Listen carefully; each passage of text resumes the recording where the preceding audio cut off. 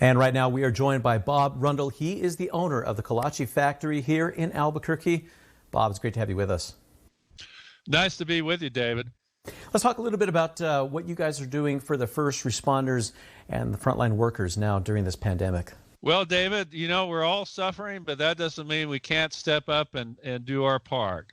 So what we're doing, we have two programs. One is called Fueling the Front Lines.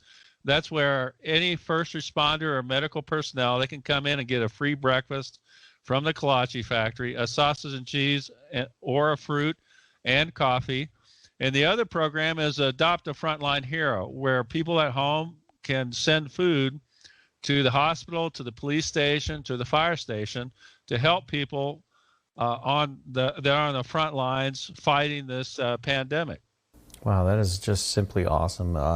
And again, you know, it's everybody pulling together during these times that really makes a huge difference. How does somebody show that they're eligible for the breakfast?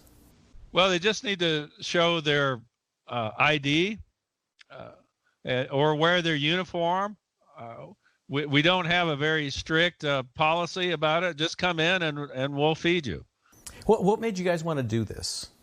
Well, we all have to do our part. We're all going to have to answer for what we did in this pandemic, David. I mean, what did you do? Did you hoard toilet paper or did you fuel the front line? Do you have a 10-year supply of hand sanitizer in the garage, or did you adopt a frontline hero? I think that's a question all of us are going to have to answer. And yes, as a restaurant, we're suffering, but that doesn't mean we don't have the capacity to help. And I can't cure anybody. I can't fight fires. I can't do police work, but I can feed people.